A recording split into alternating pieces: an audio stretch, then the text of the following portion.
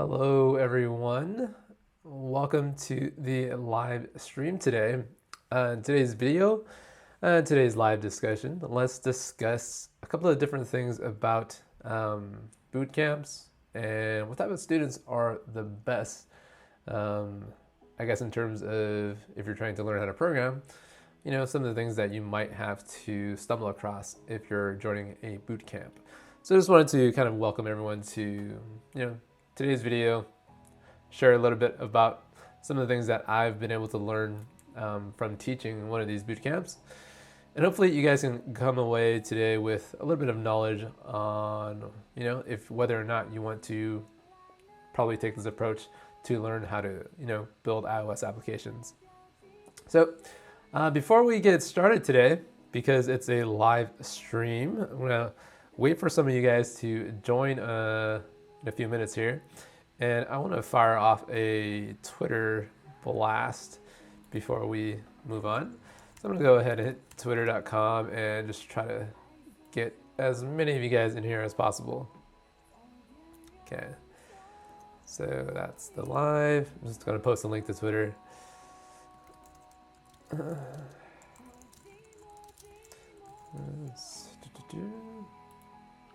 All right, so a few of you guys are starting to trickle in here. And in today's video, let's discuss, I guess, some of the things that happened during boot camp. And the first thing I want to say is that the boot camp that I taught at was in San Francisco, California, called Mobile Makers. And after ending the 10-week, was it 8 weeks? Maybe it was 8 weeks. About 6 or 7 of the students in that boot camp was able to go out in the real world and find a job. Some of them were full-time positions and then others were contracting positions. So definitely some good experience from teaching some of these students, and definitely a very bright group of about 10 or 11 students in that entire class. All right, so hopefully you guys can see the stream okay today. Some of you guys are, let's see, Hakan. We have Abdi Kadir here. Just a little bit of music. Let me turn it off.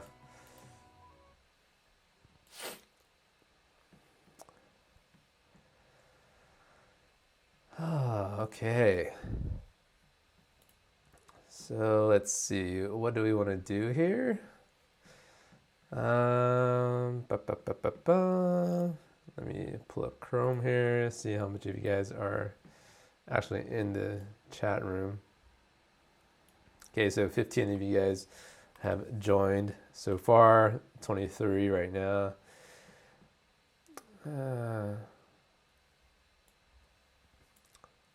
All right. Okay, so while a few of you guys are joining in the live stream right now, let me show you something that I've been working on for the past couple of days here. And if I can blow up this guy. So this is kind of like the Tinder application, right? I don't know if a lot of you guys have used Tinder before. Let me move myself out of the way. This one. Okay, move you out of the way here. Okay. So let's see, Tinder. And what do we have here? Where's my simulator? Okay. Bigger. No, too big. Okay. Are you guys all able to see the chat? Is the video coming in okay? Is everything working? The audio is in sync with the video. I know the audio is sometimes delayed for a couple of milliseconds. I'm trying to figure out how to get the video and the audio in sync, but it's sort of a trial and error process right now. So can't really tell what's going on. Every time I watch the live stream back on YouTube, the audio is a little bit out of sync. So some of you guys that don't know about how the YouTube live stream works, if you wait a couple of hours after the actual stream, which is happening now, you can find the live stream on the channel. Usually YouTube takes about an hour to process the entire clip I guess the stream, the clip of the stream, and then when they're done processing it, the stream is available to just watch.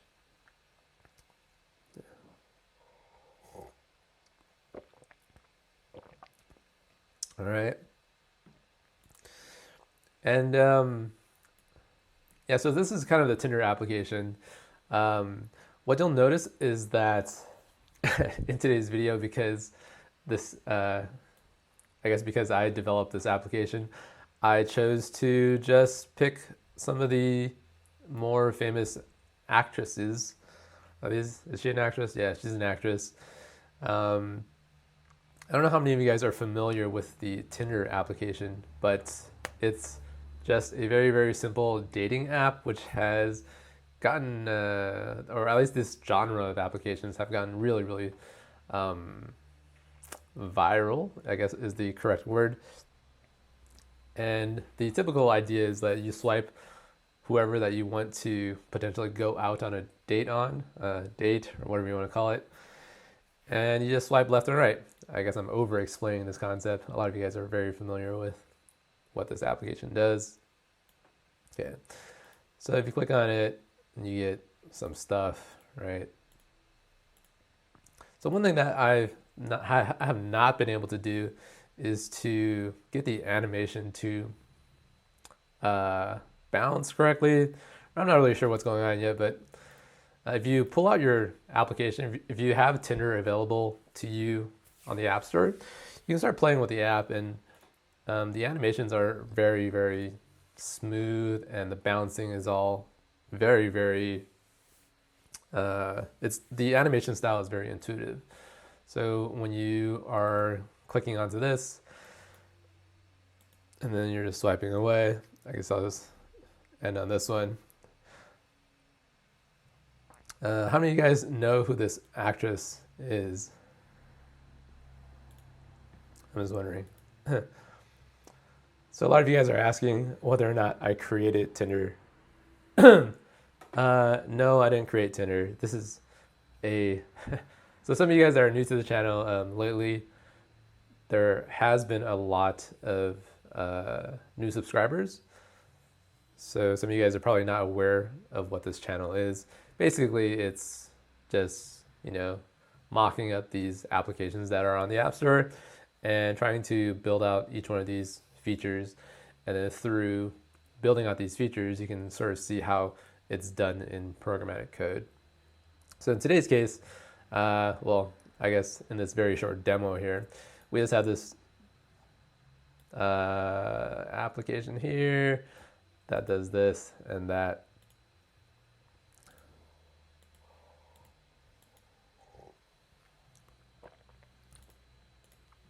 Yeah, so one thing that's missing from the user information on this screen right here is that the bottom part right here, where it normally describes the user's name, age, profile, and some of the things that she likes or he likes. If you guys are into men, obviously this would be an image of a guy instead.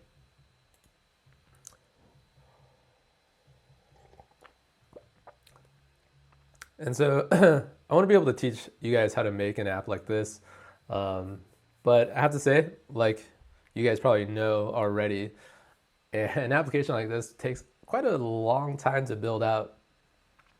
And the first iteration of this application doesn't even look like this anymore, or it doesn't look like this at all. The buttons are all different. The swipe animation is different.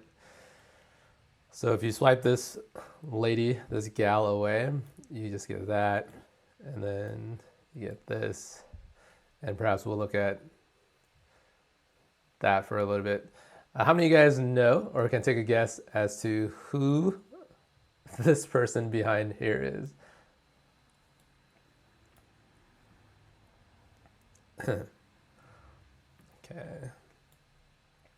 Okay, so looks like we have about 120 of you guys in the live stream right now. So that's pretty good. So I'm going to scroll through the chat here. Okay, are you going to teach us how to learn code? Well, we're not going to really learn coding today, but I just wanted to mention a couple of things about uh, the things that are kind of unique about boot camps. So let's go ahead and get right into it. Caitlyn Jenner.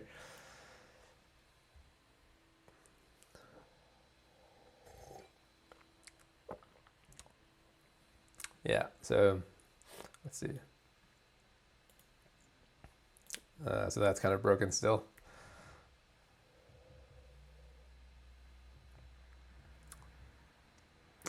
Yeah. So learn so much from the videos, thank you. Yeah. This channel is all about teaching you guys how to build applications that are kind of, they resemble real world applications, not, the simple applications that you'll see in many, many tutorials. Okay, so the first thing I have listed on the topic or the agenda for today is this little question over here. About 6 or 7 out of the 10 or 11 students that I taught at the boot camp were able to graduate and then get a full-time job or maybe a contracting job as well after they graduated the program. So students in my cohort were able to find jobs in the industry. Some were contracts and some were full-time positions. And I know that there were at least 2 to 3 of these students that got full-time positions.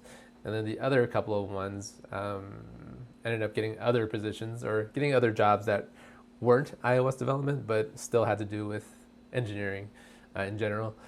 So that's what I saw in my boot camp. And yeah, so I think 6 to 7 out of 10 is a pretty good success rate for a boot camp. And I know there are a lot of other boot camps that guarantee a much higher success rate, about 90%. And I don't really know if that 90%, if that number is accurate. I know that a lot of these boot camps will claim 90%, but what they really mean is that the students graduate from the boot camps and then they've gotten jobs such as, being an assistant at some kind of company. So they would consider being an assistant a success from graduating the boot camp. So that's how the marketing works for these industries here. Okay, and then the next thing I want to talk about is what type of background these students come from. And so in my boot camp, I saw students with backgrounds of biochemistry and saw 1 lawyer, maybe 2 lawyers, a lot of people from marketing, someone from data science, and then someone from QA, and then someone else, or I think a couple of the students had computer science degrees as well. And some of these students graduated with a computer science degree, but after graduation, they didn't go into engineering or they didn't go into programming, and they decided to study something else for their master's degree. And after having worked in the industry for 5 to 10 years, they decided to come back to programming because they found out that maybe there's something else or something more to what they want to do in life. And a lot of these students decide that, okay, why not give programming a shot? And so that's kind of why they decide to kind of join these boot camps. I know a lot of you guys are probably wondering what they teach you in a boot camp, and it's basically just a lot of iOS programming. Starting from the basics of UI kits and table views, collection views, custom delegation, for loops, and all this good stuff. So, yeah.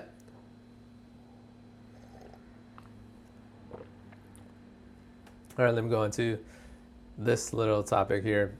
So what are the most difficult topics for students at a boot camp? And let's see. So the first thing up here is I've noticed that a lot of these students weren't able to get used to programming for a long time right at the beginning. So getting used to long days and long nights of programming is something that not a lot of people are accustomed to because obviously they haven't programmed for 8 hours a day. Even as a computer science student, I remember spending a lot of time in the computer labs just banging my head on the computer and not knowing how to figure things out. I think one of the most valuable things out of college is learning how to spend so much time being patient with programming. And a lot of these students in the bootcamp just weren't used to that yet. But after a couple of weeks, they were able to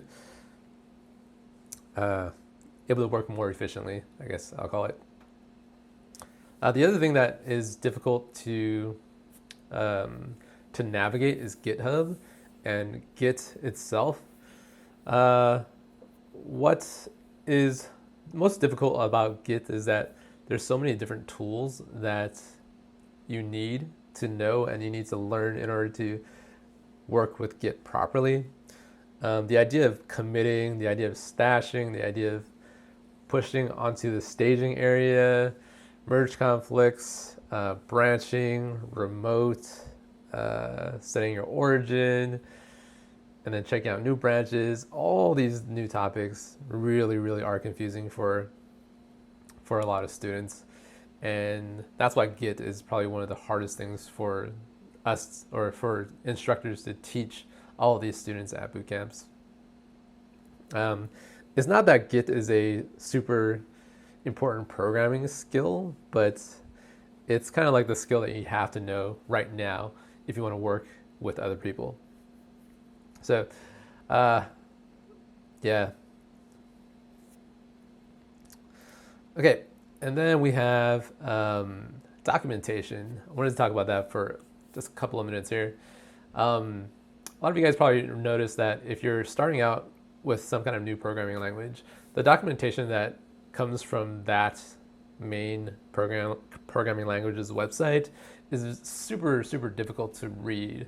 I think I finally got used to Apple's documentation after like maybe 2 to 3 years of doing iOS programming. So that was a couple of years ago. Now I can read the documentation without having frustration as to the examples they give, and then the lack of guidance that the documentation offers.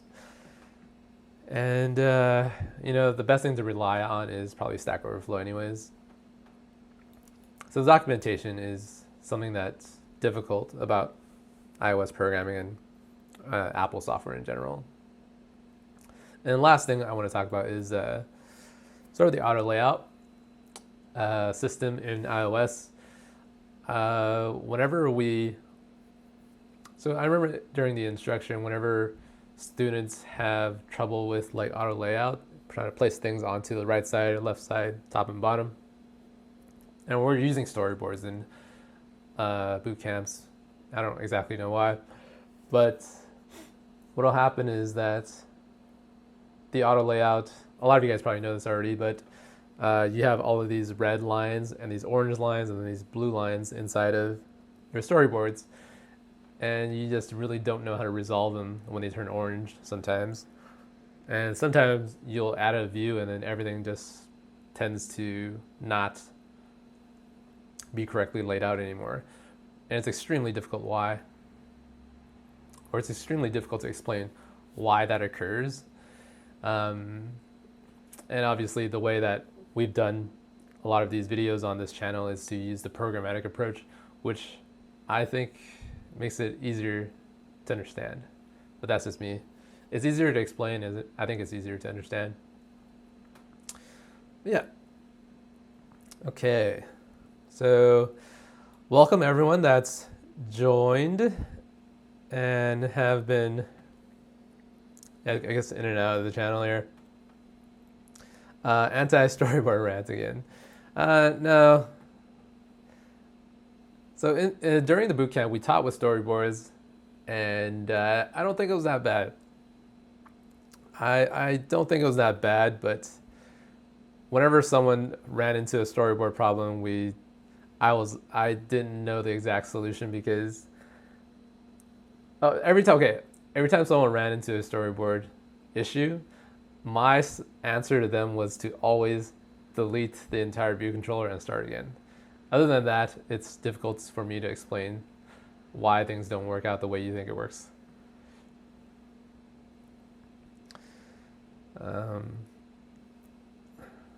Yeah.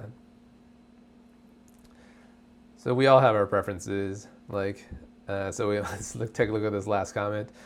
Why type code so fast and why don't you use storyboard? It's good because I have a little bit of iOS knowledge, but programmatic approach is not good. Well, keep in mind that iOS programming is programming, and iOS programming is not drag and drop views into some kind of storyboard. So that's, the last thing I'll say about that. Okay. So I saw an Instagram question earlier. I'm going to see if I can pull out Instagram here. No, I don't want you. Instagram? Let me see if this will work.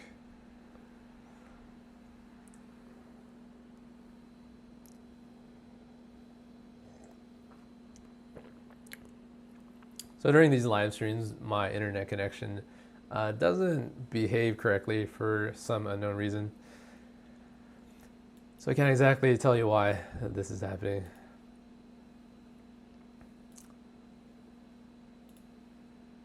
Let me see, what is this doing here? We have these standard images.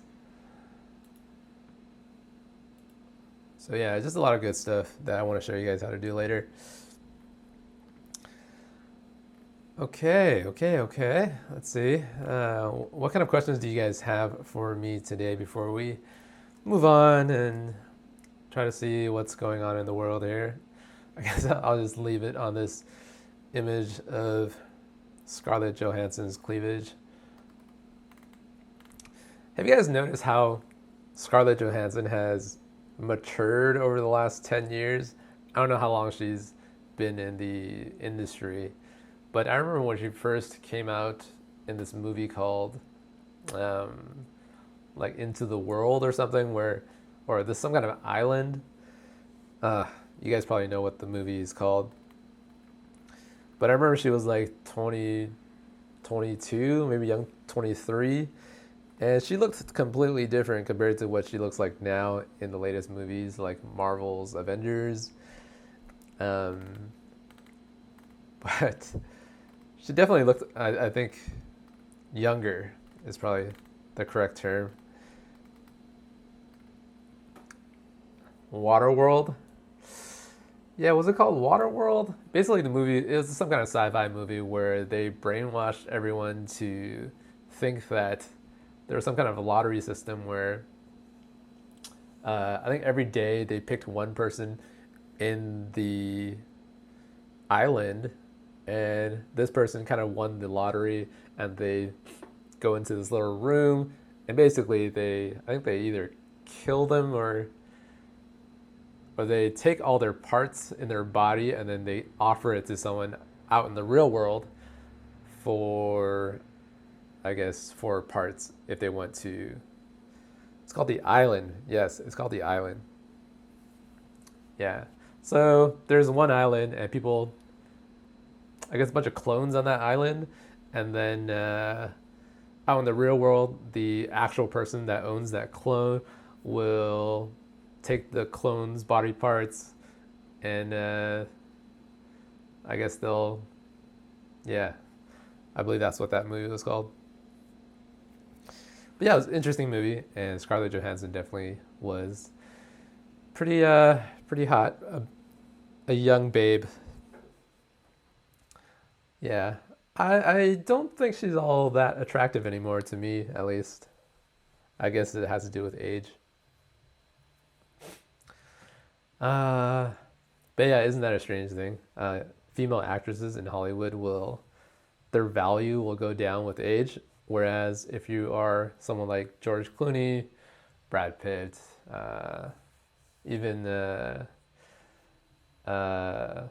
Leonardo DiCaprio, all of these male actors will have their value go up, and then their parts or the whenever they get hired, they get paid a lot more. She's not attractive anymore. She became a feminist. I don't know if she became a feminist or not. I think in general, women tend to be defaulted to be a feminist. Are we here for Tinder bootcamp talk or is it movie talkies? Well, today's live stream is about anything. And if you have a couple of minutes to spare and join us for a live chat, you're more than welcome to join us. Let's see. Let me go through who's next here. Okay. These are just random people that I picked from the latest movies that I've seen and the latest things that I've seen on YouTube. So let's see. All right, next topic on the agenda. What are the best type of student that joins these programming boot camps? So let's see. Boot camps are perfect for people to explore and experiment with kind of the general concept of programming. The best students were the ones constantly building out different apps using different APIs. Some students try the programmatic code approach to build out their applications. Another group of students use Firebase and geohashing for placing annotations onto Google Maps and also Apple Maps as well. One group even used a paid API to build out a soccer tournament application that monitored something called a Copa, I think, some kind of soccer tournament. I'm not a big soccer fan. But eventually a company approached them and wanted to know if they can purchase their software. I don't really know exactly what happened to that group, but I know a couple of them were able to get, I know one of them were able to get a job as an iOS developer. And I think the last thing he mentioned was having to learn React Native. So yeah, definitely a couple of bright guys that decided to use that paid API. Okay. All right, let me go through some of the questions that you guys have here before we move on to who didn't actually graduate from the boot camp. So definitely a couple of students were not able to get through the entire course, the 8 weeks, 10 weeks. I think it was 8 weeks.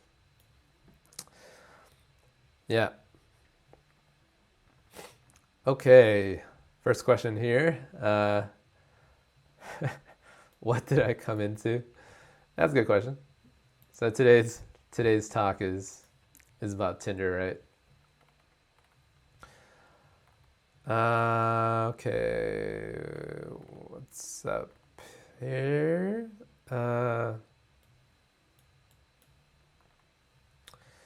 Yeah, so we have a question. Can you create some Git tutorial or use it in the next set of tutorials? That's a good question. I think Git is a very useful tool for versioning your code, but it's extremely hard to learn. Or it's not extremely hard to learn, but it's really hard to teach. Git is one of those tools that you have to really go through yourself. Otherwise, it's very confusing. Like when someone's trying to explain how Git works, they explain in terms of how they understand it. And it's something that you really have to learn on your own, I think.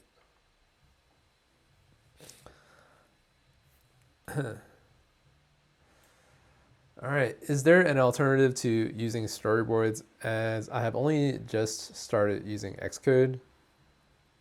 Yeah, I mean, you can use nib files and you can use just pure coding like what we do on this channel here. Okay. Do you think overall app markets, particularly iOS, is slowing down in terms of downloads and sales? Not necessarily slowing down, but the market is definitely becoming saturated with a bunch of apps that do the same thing. I think we're seeing less and less creativity. I think creativity is definitely slowing down, but that's something that you can't avoid, inevitable. Okay, do you think you're going to release anything about user-to-user push notifications at any point using Firebase or Urban Airship? There's really not a great resource for it that I've seen.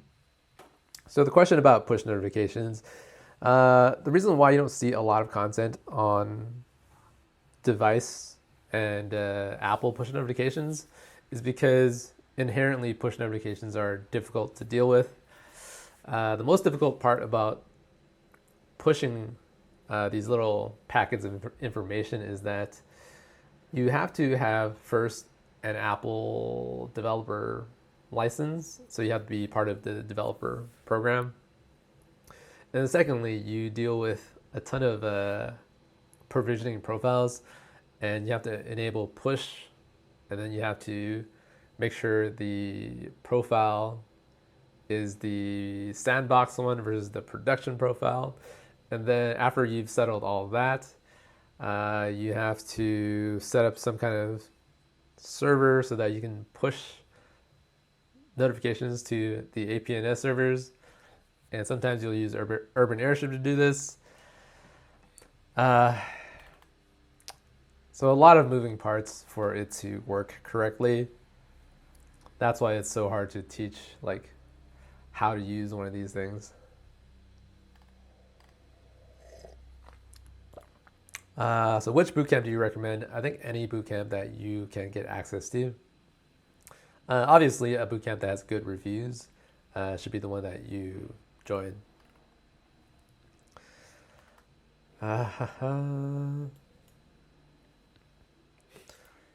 Okay, can you talk about all of these other programming languages listed in the job description? How well do you need to know them really? The thing about programming languages is that I don't think it's all that important to know all of them. But if you can solve all the algorithm questions during an on-site interview, you should be fine.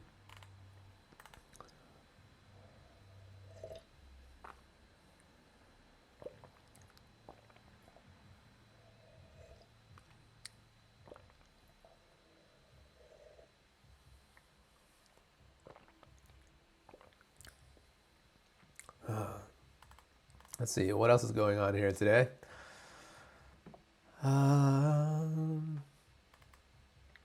Yeah, so there's a library called Collada that I also looked up during my research on how to implement this stuff. And they kind of go through a couple of different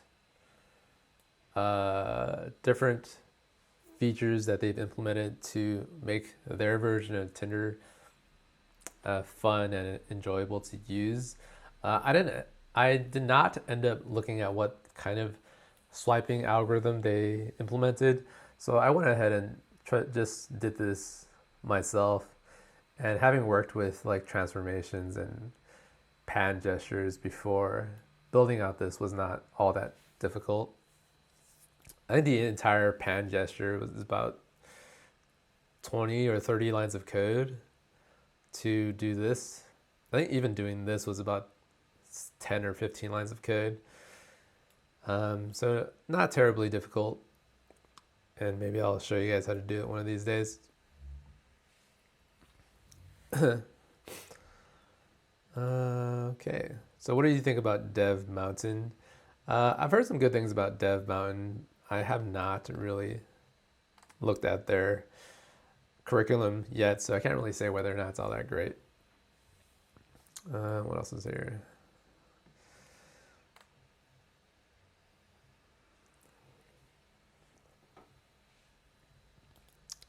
Yeah.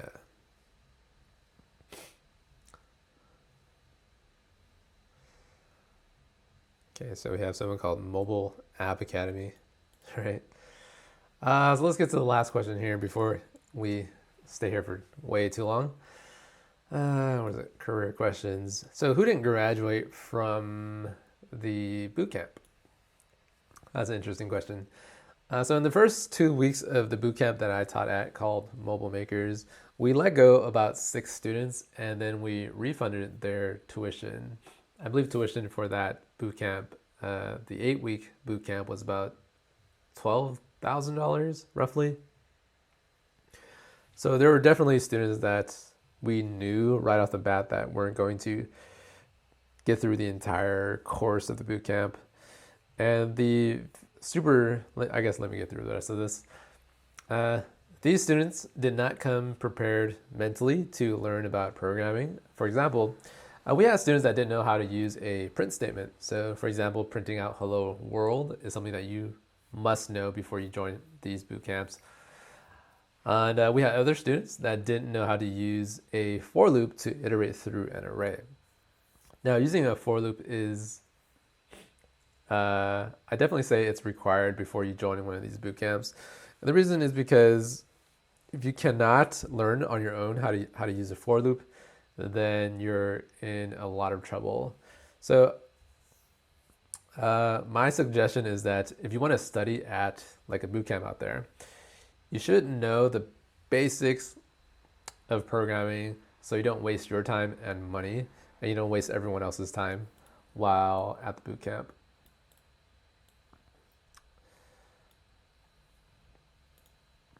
Yeah. Yeah, boot camps are they cost a lot of money. I think it's definitely cheaper than a standard four-year institution, but it's definitely not cheap either. I mean, for 8 weeks, you're paying $10,000. That's, I think it's a good deal. Yeah, I think it's a great deal in terms of education that you receive. But overall, you have to go there prepared. You have to know how to you need to know how to like operate while loops, for loops. If you know how to use table views and collection views, that's even better. How to use UI button, how to use things like labels, text views, all that is going to help you out tremendously.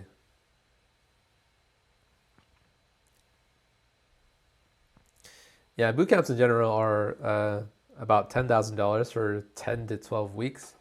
You have other interesting models where some boot camps will not charge you anything.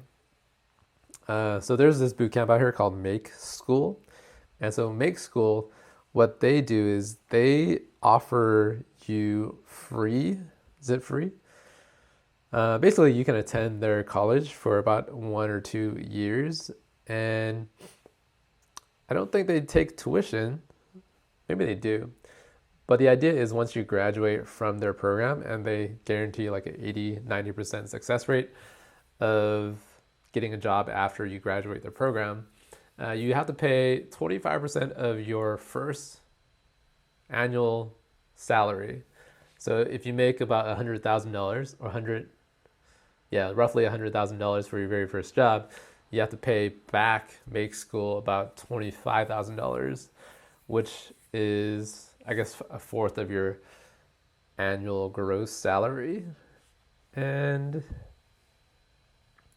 I guess you have to pay it after tax, which is even more than, I'm not really sure how that works. If you pay that after tax, it's a lot more than a fourth of your salary. But it should be pre-tax because it's part of your tuition, or you have to treat it as your tuition, so that should not be taxed. I don't really know how that works. That's a strange. Yeah. If any of you guys know how the Make School tuition works, but basically they take 25% of your first job's salary. So yeah, I think it's a good deal.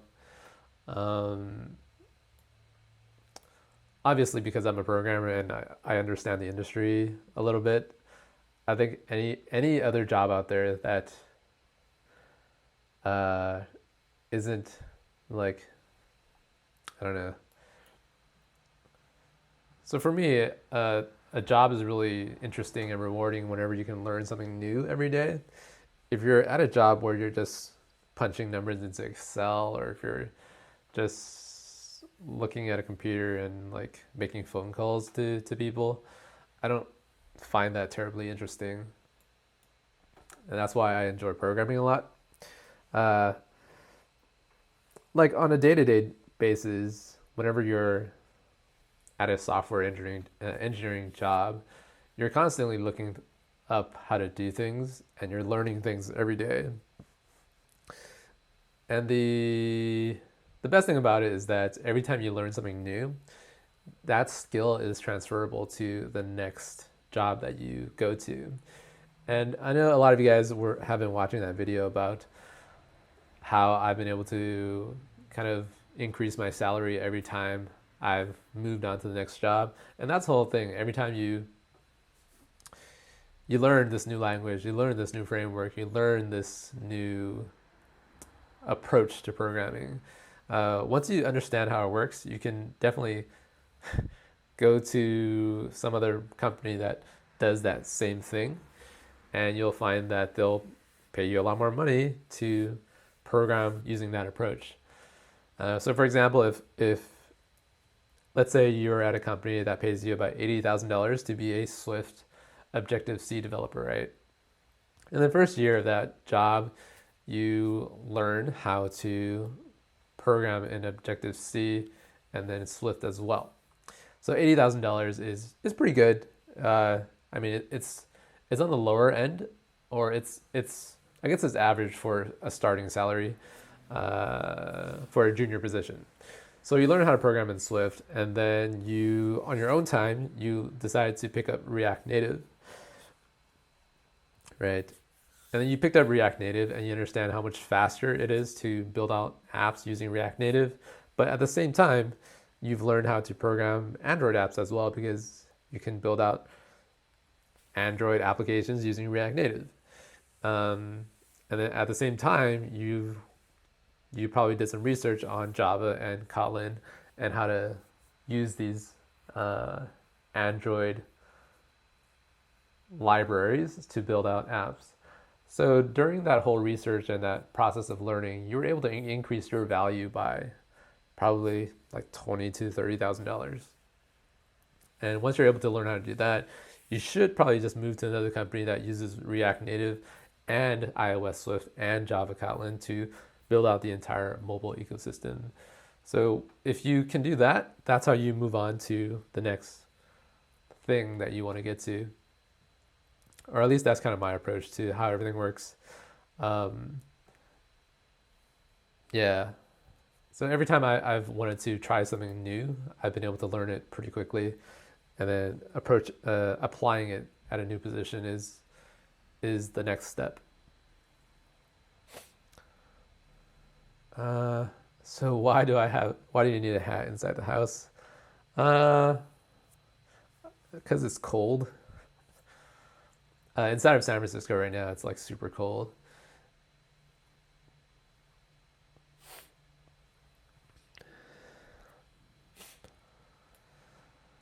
Let's see. Jay Johnson asking the real questions.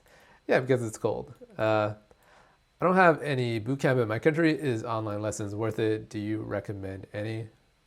Obviously, if you want to take that course, that's on my website. You can just purchase it for $20. It's obviously not the full bootcamp experience, but for $20 you get to learn how to operate the basics of UIKit. Ray Winterlick's bootcamp is $5,000 for 5 days, so that's $1,000 a day, which I think $5,000 is a lot to a lot of people, but I think the value for $5,000 is definitely worth it. Watched a couple of your videos that subscribed yesterday. Your channel looks awesome. Well, thank you. Purely ADHD. Hope you're able to pay attention and focus on a lot of the videos here. What would be a language coding for a beginner to learn? I would say learn Swift. So this is a pretty common question, like what language should I learn first? And basically whatever you have access to, you should learn that. If you have access to Java, if you have someone that you know that knows Java, that you can have like meaningful conversations and discussions with, you should just learn Java. Try not to learn something that is like a language that you don't have any friends that know it. No, this is quite related to the current topic, or isn't quite related to the current topic, but could you tell us about your first hackathon? So personally, I have never joined any type of hackathon, and I have not won any awards or hackathon awards, so I can't really tell you exactly anything about hackathons. Personally, what do I think about hackathons? I think being able to program is a unique skill that not a lot of people have. So if you think about this entire population on Earth, how many of us really know how to program that well? I think it's about, I don't know, 1, 2, 3, 5%. So if you think about 5%, right? 5 people out of 100 will know how to program. Even that, I think it's a high number. So inside of the hackathon, those are the best of the best. And I definitely, I don't think I'm that great of a programmer, but I have, you can do other things that make up for the lack of expert programming knowledge. Any thoughts on head first in Java? So I don't know exactly what head first is. I know I've looked at a couple of books. So some of you guys have probably taken the approach of buying this like really thick book. They used to call those the Red Bible books, published by, I guess, O'Reilly and what's that other book? And a lot of us that first start out in programming take this approach as well, where you go to the nearest computer library bookstore and then you purchase that really, really gigantic tome that pretty much explains like exactly what a language is supposed to do. But I think that's the incorrect approach. I don't think reading a book is useful at all in terms of getting into programming. It's kind of like I guess we'll use that cliche example of riding a bicycle. You can read as much about riding a bicycle as you want, but the moment you get on the bike, you're going to fall down. That's just how things work. And you have to really practice before you can understand how programming works. Those really thick books are only useful after like 2 to 3 years of programming. And the reason is because you don't have any context in which they're explaining what the language does. What will I need to major in order to become the engineer that you are? So I majored in something called applied mathematics, and then I studied something called industrial engineering and operations research. So in that degree, in that program, we studied how to optimize and make programs or make systems efficient. And so we did things like simulations of, factory plants that produced like silicon chips, and how to discuss the best ways to maximize efficiency, learn about the Six Sigma fundamentals, so things like that. And so I did not graduate with a computer science degree, but I studied a lot of the, or I took a lot of the computer science courses. So that's kind of my background. Okay, so Alec Williams says 5%. Yeah, that's definitely higher, right? Closer to 0.5%. Now that I think about it, maybe closer to 0.1%. The fraction or the percentage of the population inside of society that knows how to program really well, I think it's a really low number. So from some of the friends over Canada, I hear that companies are switching from SwiftX back to Objective-C. What's my view on that? I think switching back to Objective-C is kind of strange. I can see why you would do that sometimes, but overall, I think Swift is a little bit easier to program in. Although Swift is very strange. Yeah, so one thing about Swift is that every year there's a new version that gets released. And if you don't update Xcode, if you don't update your code base to the newest language, your application no longer works, right? So the cost of updating your code base, it's not it's not a trivial cost. If you are in a big team that has, that you've built apps over 2 to 3 years, trying to maintain that every year is very costly. So if you program in Objective-C, you don't have to worry about that so much. The changes are so minimal that every version of Xcode will support your code base. So it's definitely something that you have to worry about. There's this company called Artsy, artsy.com, I think. They recently switched so here's their kind of application development history for iOS. They have an Objective-C app. They switched that over to Swift, and then Swift was running okay for a little bit, for a year or two. And then after a while, they switched from Swift to React Native. And then when they had that code base supported, they switched their Android platform to React Native as well.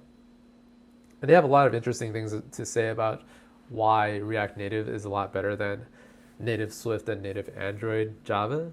And one of the more compelling arguments is that the amount of time that you have to, I guess when you recompile your app, you spend, I don't know, like 15 seconds to 20 seconds every time you have to rebuild the Swift code and launch your app.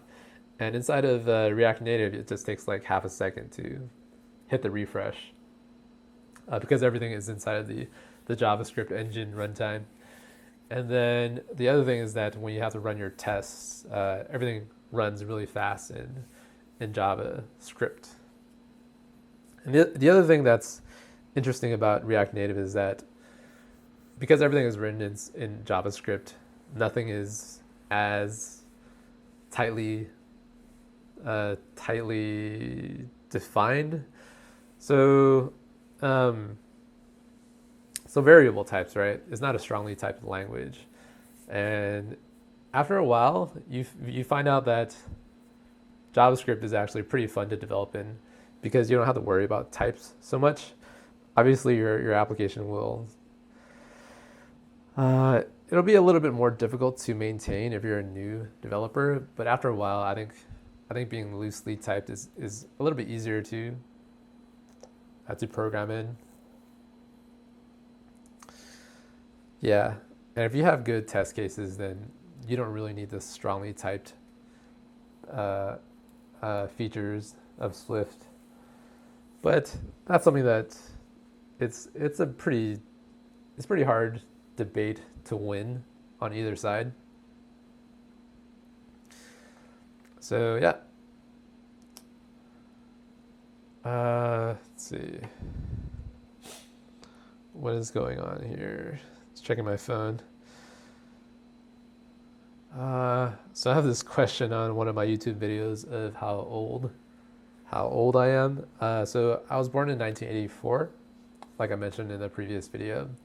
So you can do the math and figure out my age based on that description.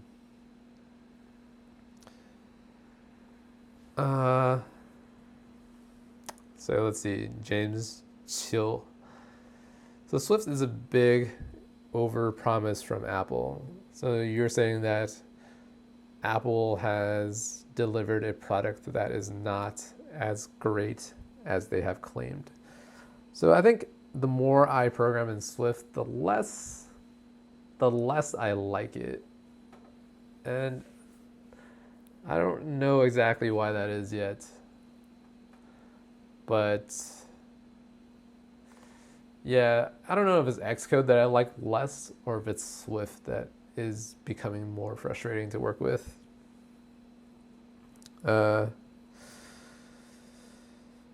I don't know exactly what it is, but I find I like Swift less and less over the years. Okay, so how much do I charge for an app? So typically it's like, I don't know, $100 an hour, $150 an hour maybe.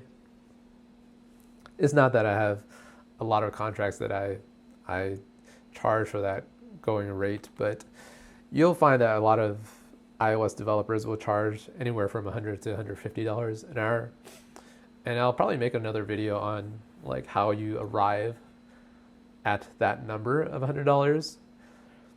And I mean, it's interesting how you justify the cost of building out applications. And I think the more important part is how much you value your own time. Right now, I think I would charge more than that. It's not that people will pay me that, but I just don't really feel like writing out applications for other people. And after a certain point, you'll find that sometimes you'll give up, a bit of money to be able to do something on your own.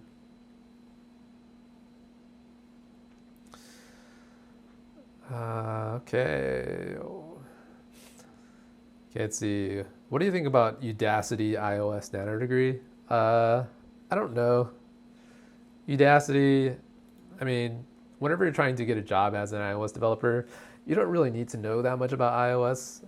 You need to know how to work like table views and UI collection views, obviously. And then, you need to know things like retain cycles. But in general, most companies don't really care about your Swift knowledge. They care more about if you know how to solve like problems. If you're a good problem solver, they'll hire you regardless of what language you know. And so Udacity, if Udacity is able to teach you like how to solve tricky algorithms, then it could be helpful. But I don't know if that's the case.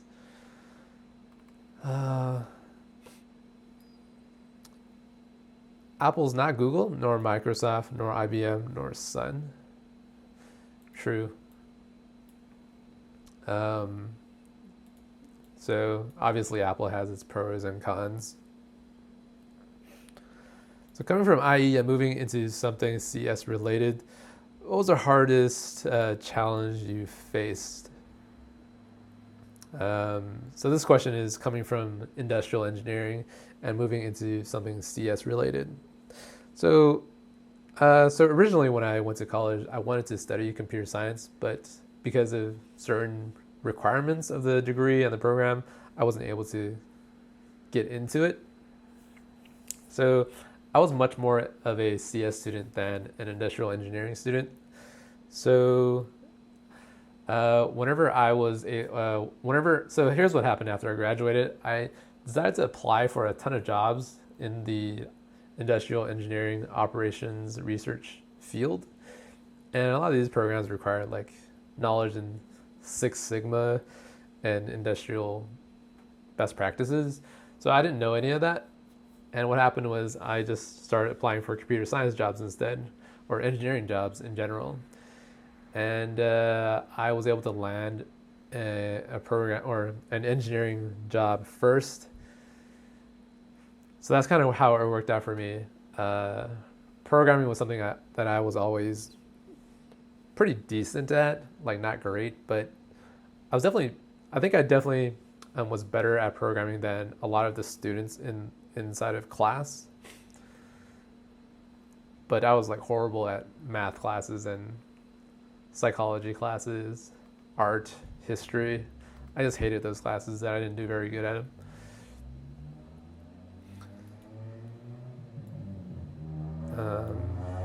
So like, yeah, again, I was very comfortable with programming from around like 15, 16 years old.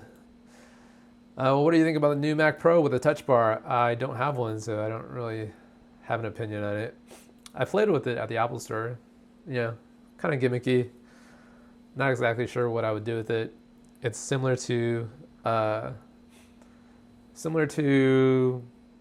Force Touch, 3D Touch. Is that what they call it? Like, I have no idea why I would ever use 3D Touch. Most of the time, I don't even know my phone has 3D Touch. So it's one of these guys right here. See this new phone. I got 3D Touch, right? So if I do this right here, it does that. I don't know. Really, I don't really know why 3 gestures there. So Apple Touch Bar.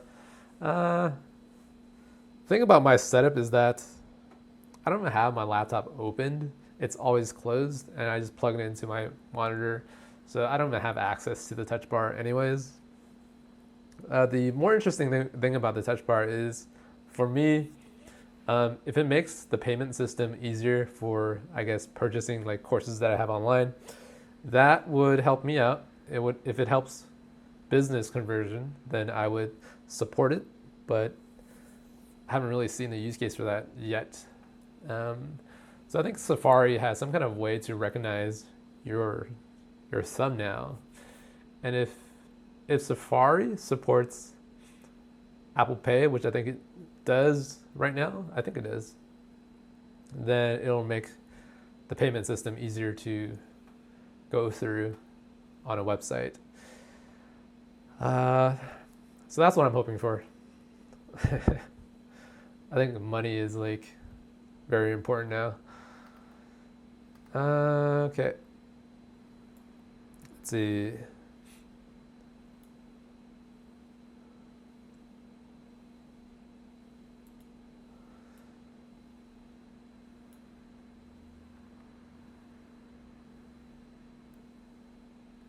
Okay.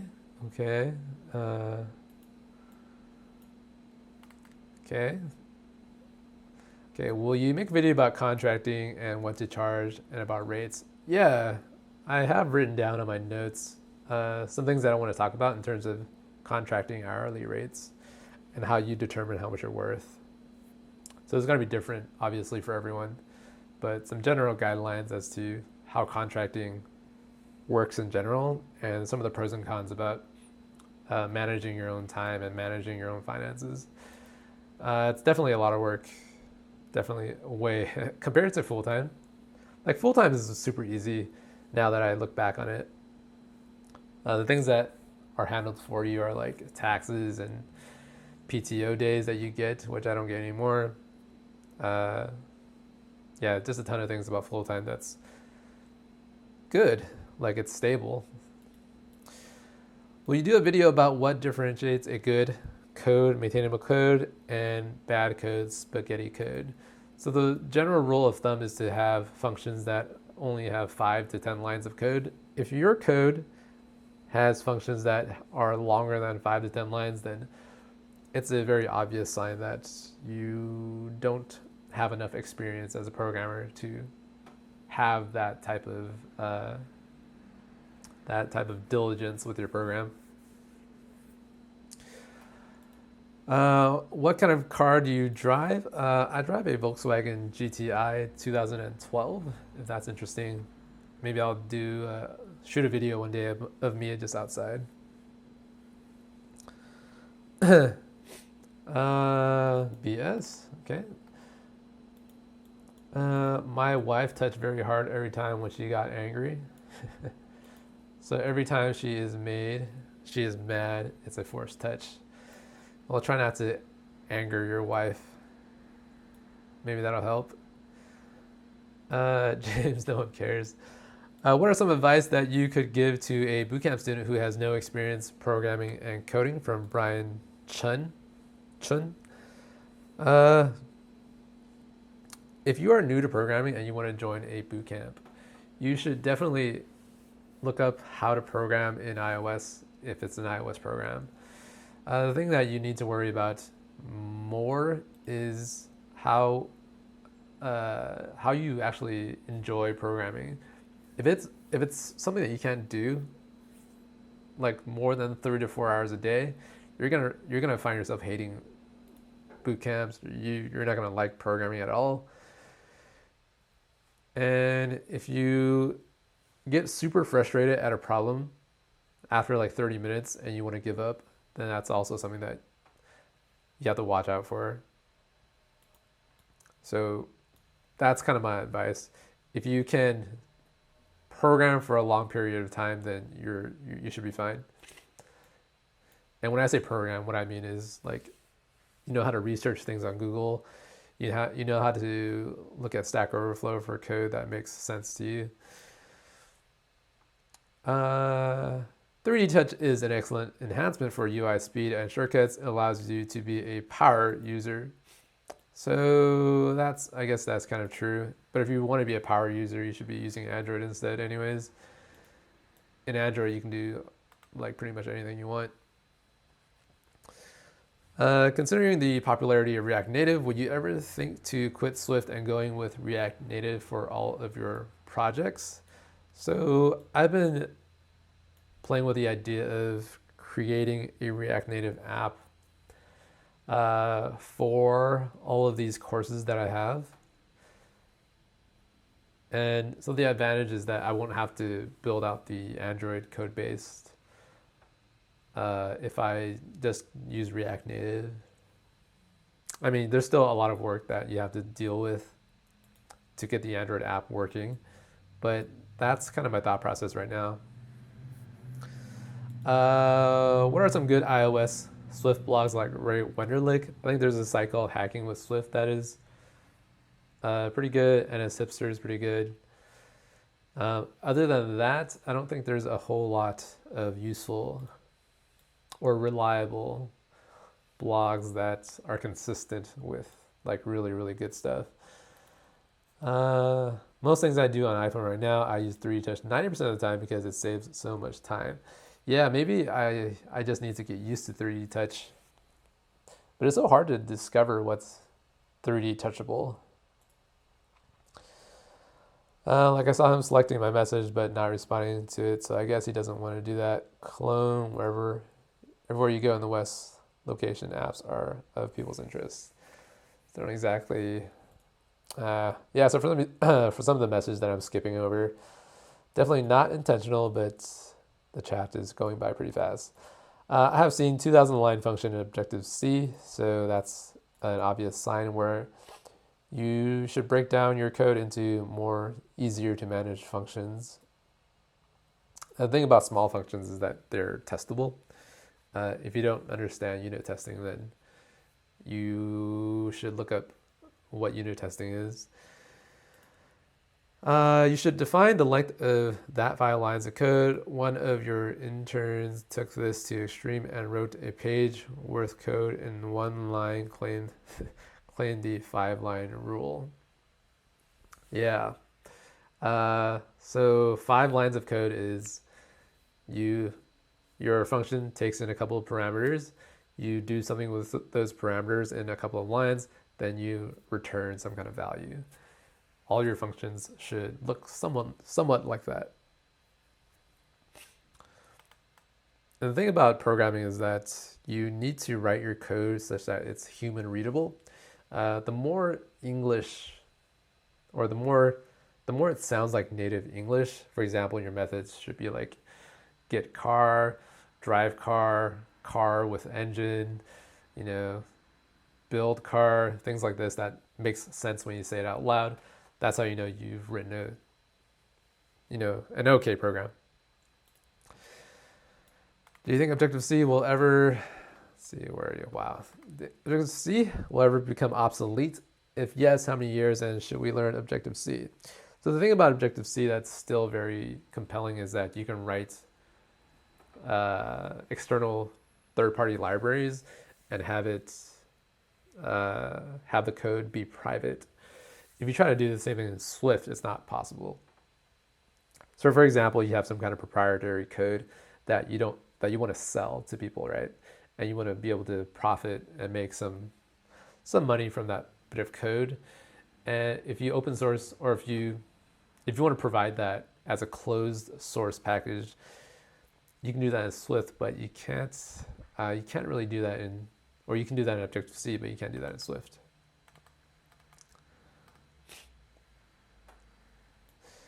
What is your opinion on CarPlay and vetting process that Apple requires for CarPlay compliant applications? I don't know. I don't have a lot of experience in CarPlay.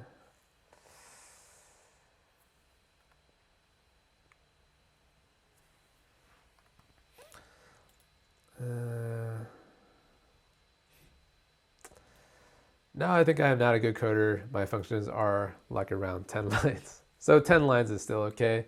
If you're, so So the some 5 lines is what you strive for, and then 10 lines is typically what you end up with.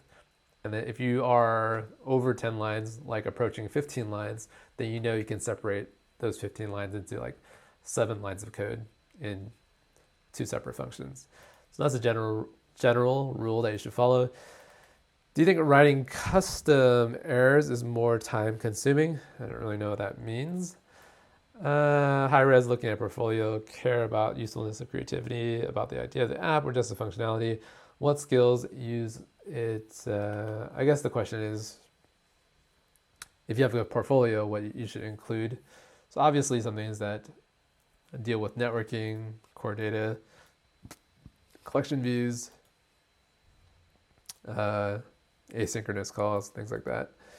Bootcamp can only make programmer better, but Bootcamp normally won't give birth of a good programmer. I don't completely agree that. Yeah, I don't know. Yeah, that's a good question.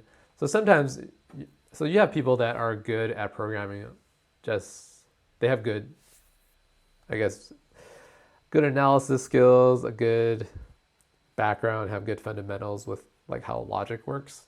And obviously, if you're good at logic, then you should be good at math because it kind of operates the same way in the brain. So yeah, like can you just all of a sudden become a good programmer if you join a boot camp? I kind of agree that you can't really teach someone that isn't already good at logic, like how to program. So no, I don't ever build games. I find game programming really difficult. No, it's not as difficult, but it takes a lot of time, for me at least. Okay.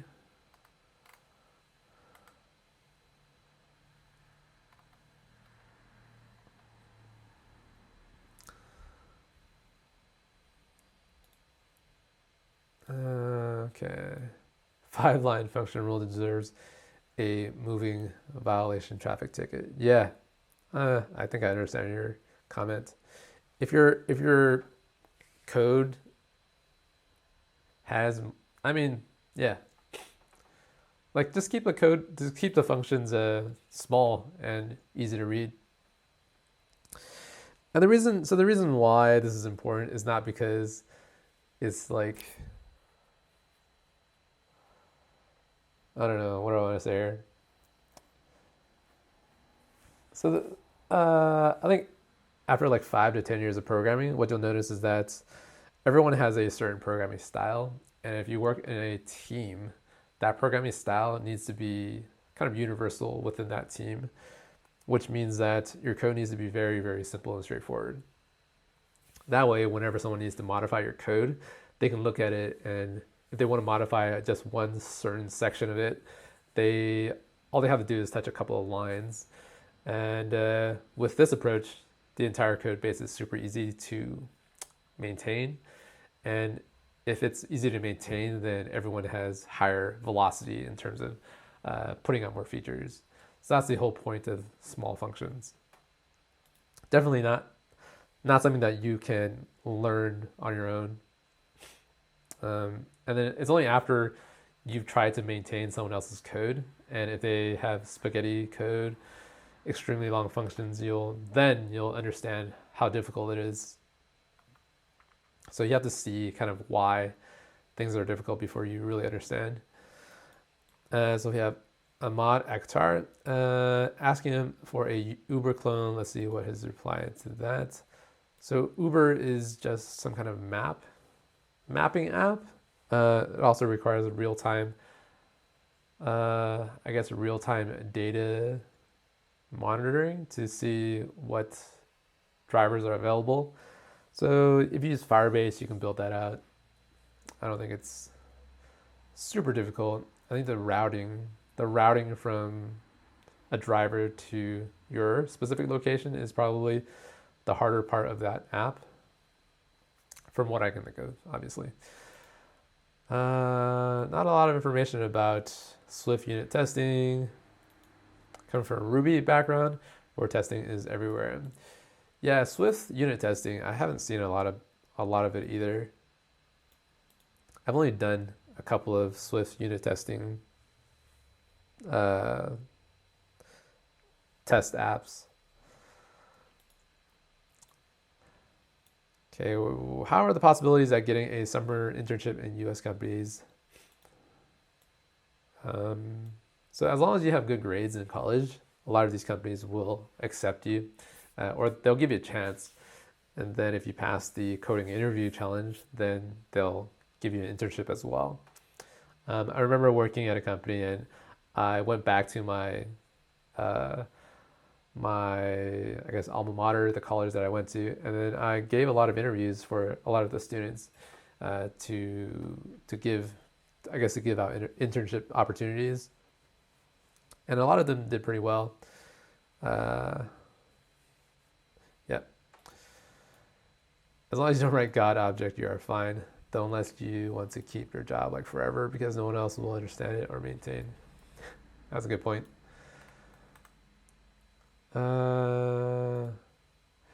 What about people in high school? Would you recommend boot camps to them instead of colleges? So that's a common question that you'll get nowadays because college is so expensive and the barrier to entry into a good college is so high. Um, the thing about boot camps is that they're very good if you know what you want to do. If you know that programming is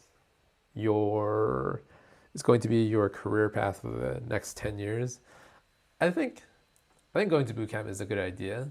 I honestly feel like the 4-year educational system is sort of a scam, right?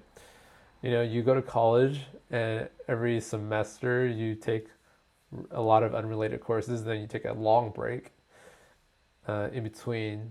So summer break is like 3 months, which you just spend your time not doing anything really, and you end up taking like summer courses that have you study things like philosophy. It doesn't make any sense to me. But the problem is that a lot of students don't realize this, and I didn't realize it until after graduation. So,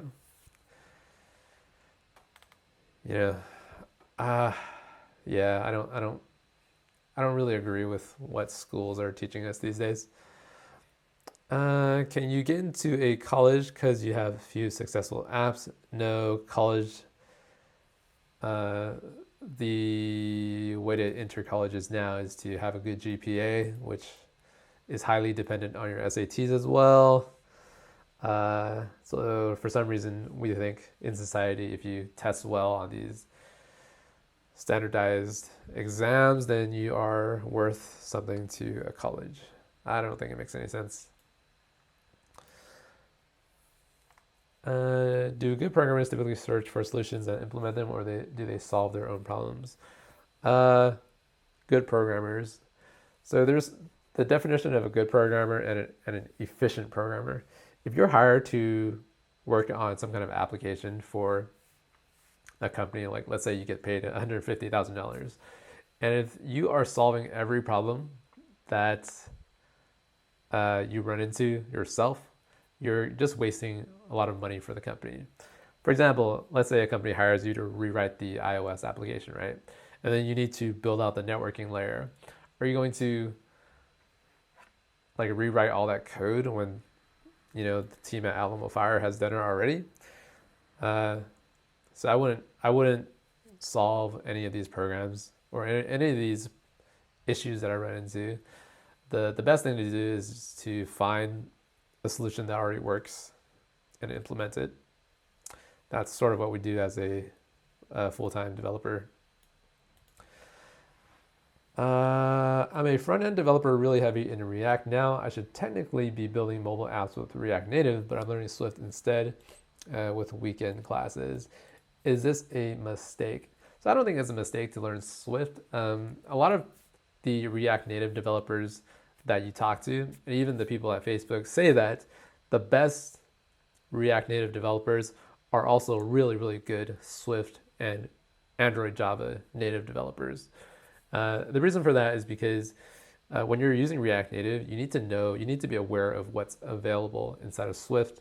Otherwise, you just don't understand why things are being done a certain way in React Native. So you have to know how to use Swift and build out native apps for React Native. That's just how it works. Math is applied logic, I think. Yeah. Where am I? Can you recommend what kind of app should I prepare for a portfolio as a junior developer? Should it be a simple weather parser or it needs to be something much more complex? A simple weather parser will probably not be interesting. If you're a hiring manager, right, and if a bunch of people are applying for your company, and 10 of them have really interesting applications, you're going to look at those first, and then you look at the ones that are not that interesting, or maybe you won't even give them a chance. And you have to think from a hiring manager's point of view. So I've been on both sides. Every time I get a resume from junior iOS developers, I see a lot of apps that are way too simple. So it's hard to talk to one of these junior developers because they haven't run into a lot of these more complicated scenarios. So if your app is like super simple, then the conversation that I'll have with you is too limited, I think.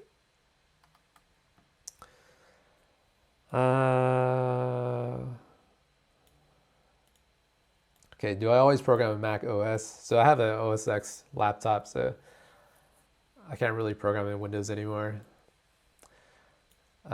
Just because I don't have a Windows machine. Which would you say is a better option to learn in your opinion, Ionic 2 or React Native? So I know React.js, so React Native is my answer for that. I don't know Ionic at all.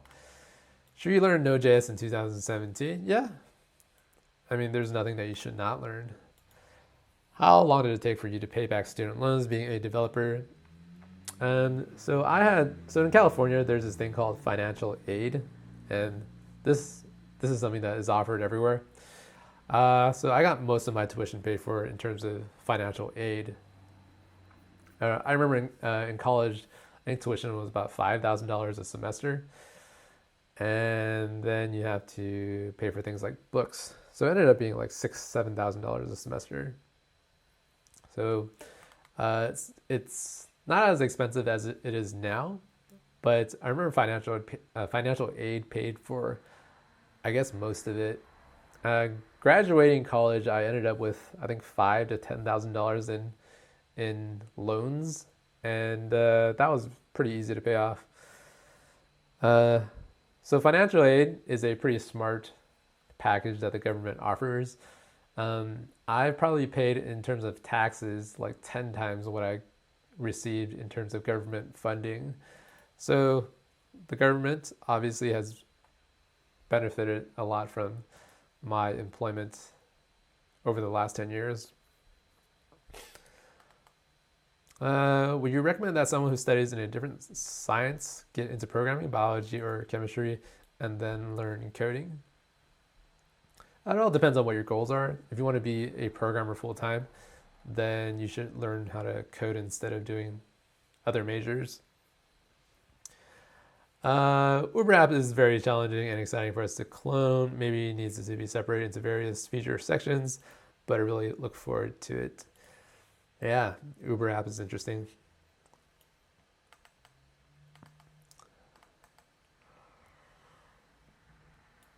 Okay, what else is sort of interesting here?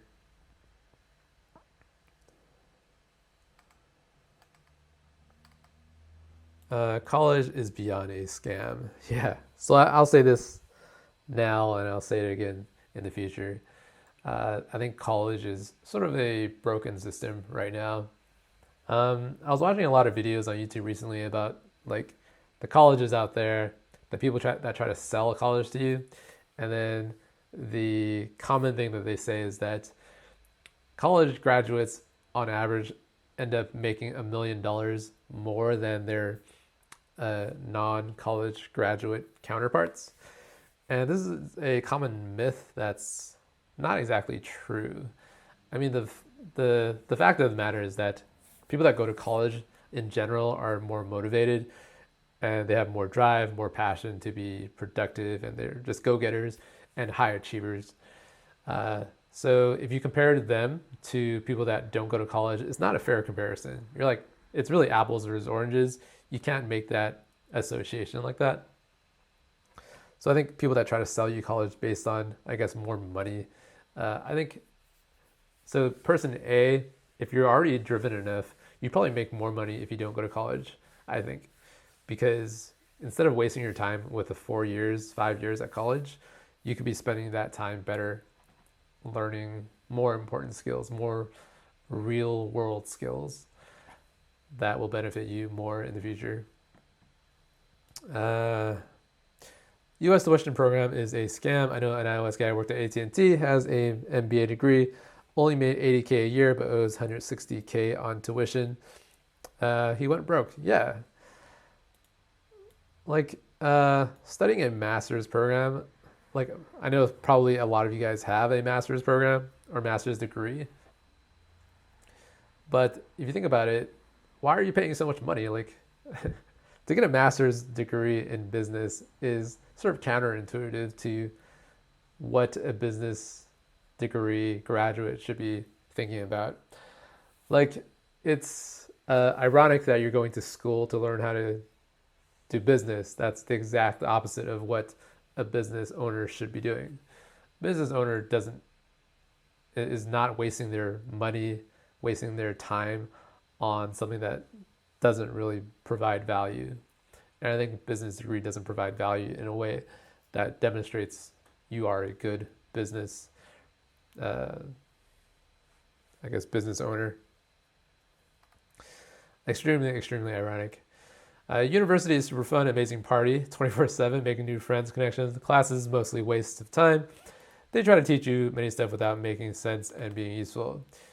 Yeah, classes are totally. I guess when are we gonna realize that? Waking up 8 o'clock in the morning, going to some lecture hall at 9 a.m. in the morning, trying to learn from some guy that's going to talk to you for an hour about things that you don't care about, and then taking some kind of exam on things that you've studied on. I don't know. I guess someday that entire program, that entire idea will just fall apart.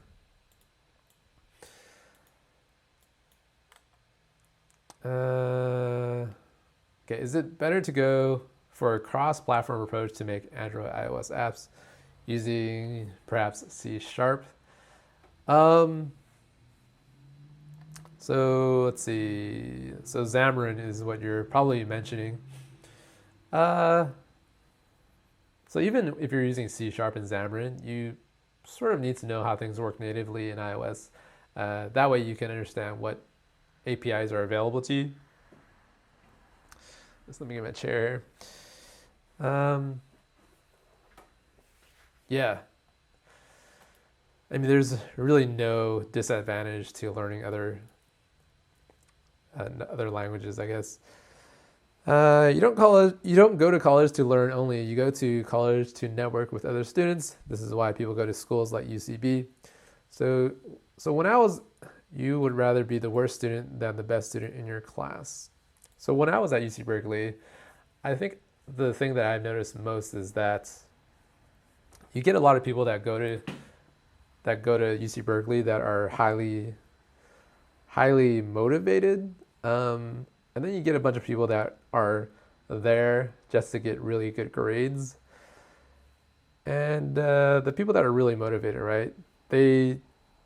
They also got good grades, but then you also see a lot of these robotics students that are only there just to get like some kind of recognition for how well they can do at school.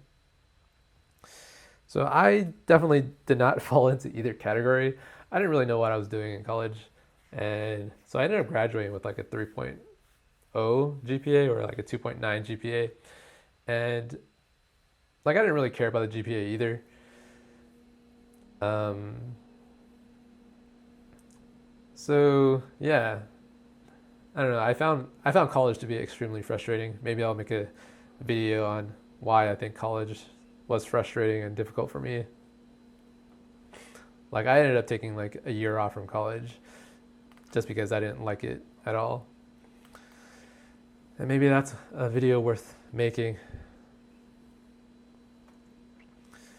Okay. After leaving your career job, making about 140 to 160K a year, what is your source of income now? And if you don't mind telling us how much you are making your own boss. So obviously right now I don't make nearly as much as $140,000, but the amount of time that I have now to work on my own projects is, I think, worth more than that. So yeah, so YouTube has been interesting over the past year, and this channel has been in the making ever since, I think, January 26th of 2016. So it's been about a year now, and I think it's gone pretty well.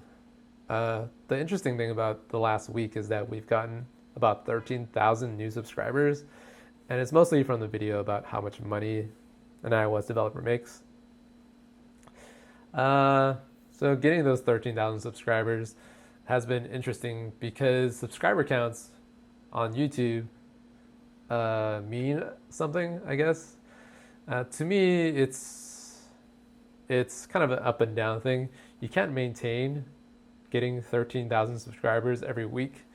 And the channel itself is getting about like 200 to 500 subscribers now every day.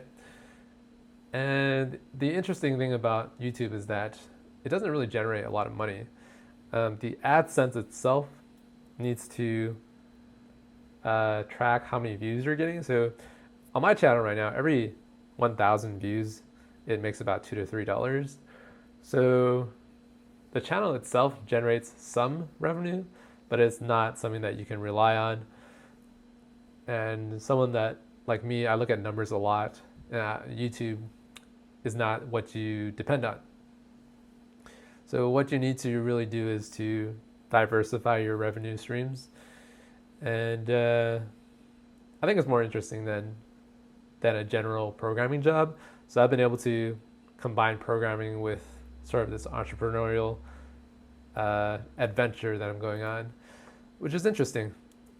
I don't think you can measure the value that you get out of learning something new. You can't measure that in dollars.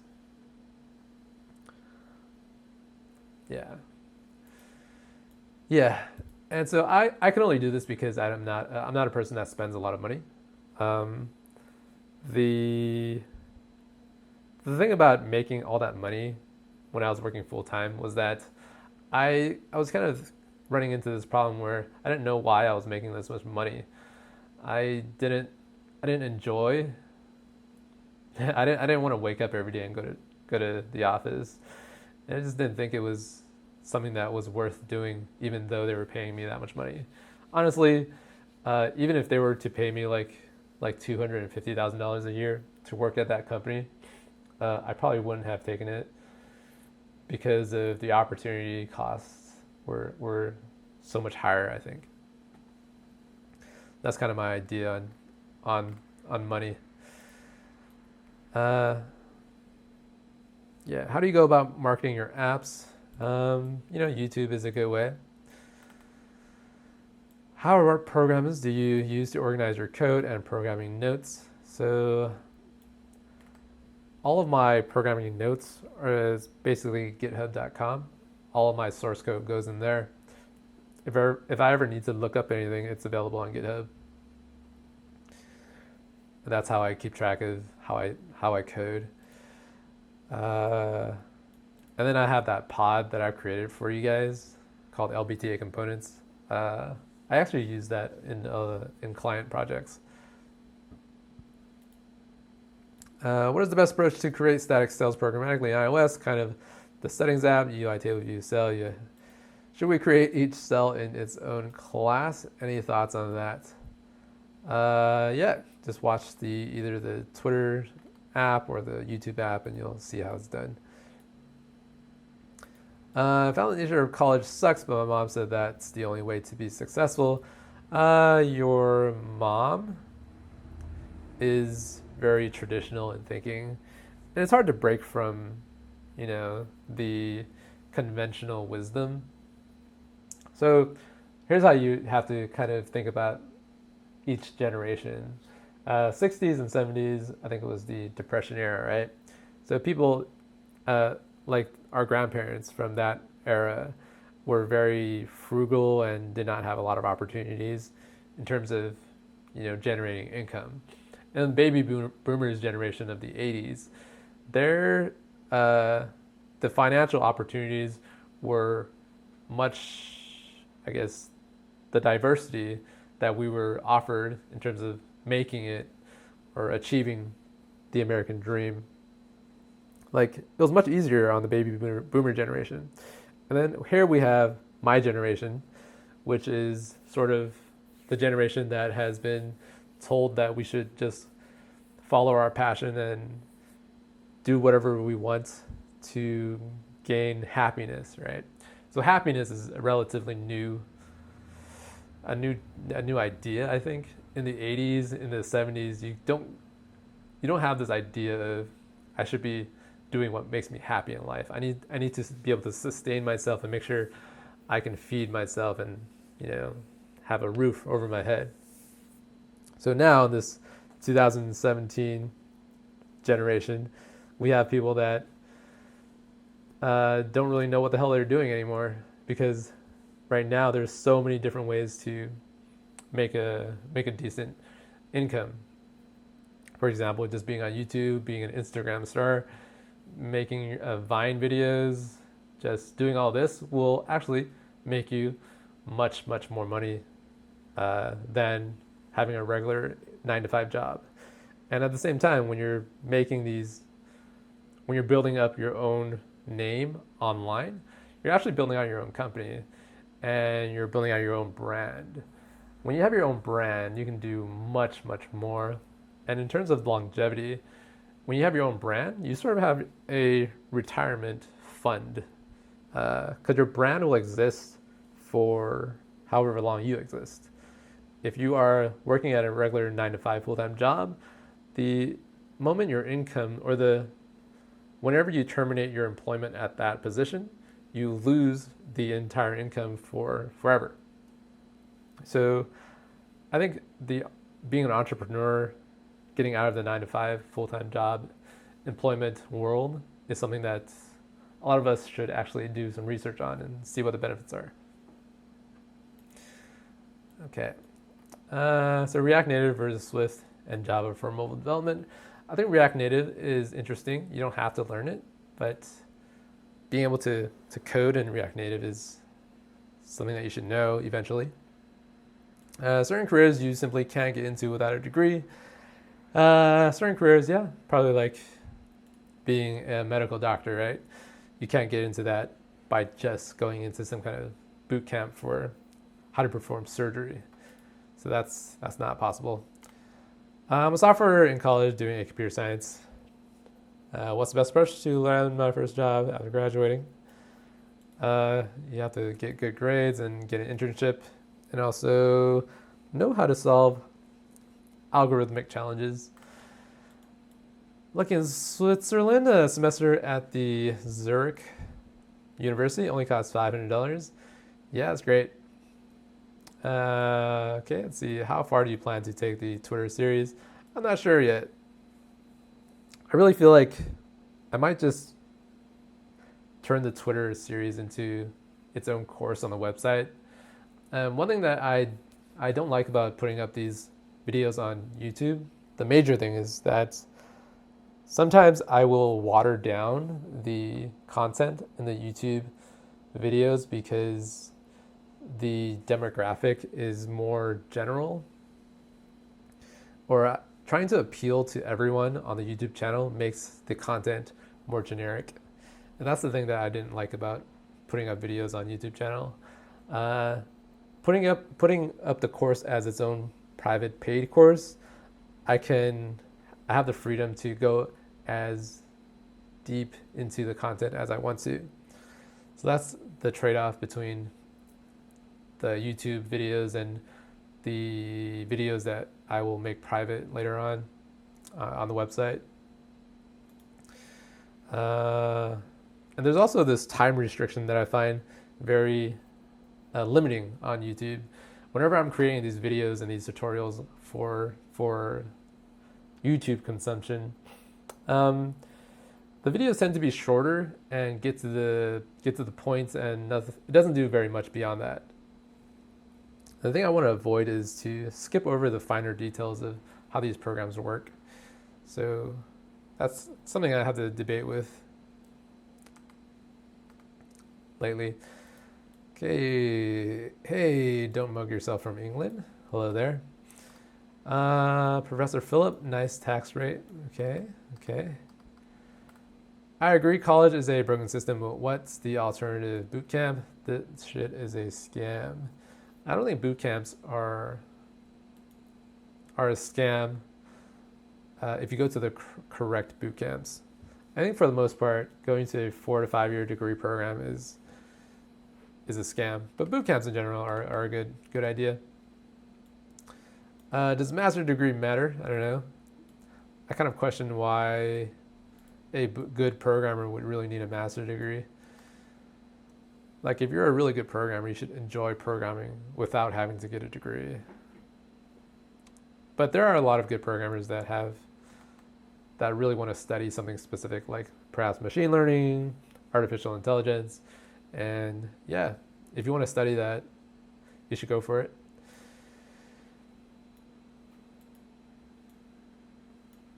Okay. I went to community college, not a good experience. So I also went to community college before I attended UC Berkeley. And I think the experience was pretty similar, universities versus community college. The bootcamp experience is, I think, a lot better because you have direct access to professors. In college university, you don't have any access to, I guess, the professor one-on-one, which makes it a lot more difficult. Please make a college video. Okay, I think I've made one before. Parents will hate me. Parents will hate my message. Yeah, maybe. Yeah. The thing about parents is that they want to impart wisdom on their kids, and typically they want to be safe with their advice that they give you. And being safe means that you take less risks, which also means that the reward that you get is pretty average. You have to do things that are risky to get a higher, a better outcome. And it's kind of hard to tell your students or tell your kids, like, don't go to college because, I don't know. I think a lot of us are realizing more and more that conventional college is not exactly the best thing to do. What are your expectations from WWDC 17? I don't know. I actually didn't even watch the developer conference for 2016. So, I have less and less enthusiasm as each passing year for WWDC. What would you do if you have a decent pay and non-stressful job, but you feel like you don't learn anything and feel like it's boring? So even at my programming jobs, I felt like they were super boring. So whenever I'm bored with something, I always browse the job postings websites and I look at what other interesting jobs are out there. And then when something that I think will make life a little bit more enjoyable, I'll apply for that better, more interesting job position. That's kind of what I do. Whenever I find myself being super bored, I get super frustrated. And so I think that I have a lot of control over my own life. I know a lot of people don't have this same type of mindset, but I often feel like I'm in control of my own destiny. And everyone out there should also think like this. You can change your life just by doing the things that will lead you to the results that you want. So if you want to change your job, just apply for different jobs and then you'll get the job. Uh, that's kind of how how my life has been, and it's worked out okay. Have you attended a boot camp? Personally, coming off one with friends from other boot camps as well. Our general consensus is that boot camps are great for accelerated learning. The scam aspect is their statistic. The whole job guarantee aspect is a bit BS. Yeah, their marketing and how they guarantee that you'll get, job at 90% success rate, that's just simply not true. Yeah. So a lot of boot camps have been popping up, and then a lot of boot camps have been kind of been dissolved. Yeah. How to learn programming if you are a slow learner? Well, you have to increase the rates at which you learn, I guess. I know one that calls itself a boot camp when it's really just a technical school. Yeah. How do you engage your audience so well? I don't know whether or not I engage the audience at all, but I think what's different about YouTube nowadays is that. So here's a realization that I've come to in the last week of YouTube and the new 13,000 subscribers that have joined the channel. Remember back in the day in like 2008, 2009 when YouTube first came out? All of the content on YouTube was super personal. And nowadays when you look at YouTube, everything that you're watching, people are trying to push like some kind of product, and they're always trying to appeal to you in a way that they can start selling things to you later on. And I'm not saying that I'm not doing this in this channel. Obviously, it's a channel about learning how to program. But I feel like everything on YouTube now is geared in a way towards like, how can I make money off the viewers that are watching my videos? And in 2008, 2009, when AdSense wasn't a thing, when YouTube wasn't making any type of money, the people that stuck with YouTube during those days are the ones that were able to get like 1 million subscribers right now. If you look at content from, I guess, channels like PewDiePie or Philip DeFranco, and you have a lot of these old school YouTubers, like they produce content that was genuine to what they wanted to talk about. And I think, so for me, that's the approach that I've taken for this channel. Whether or not it's going to be a success, no one really knows yet. But I think YouTube in general, the direction that it's gone in,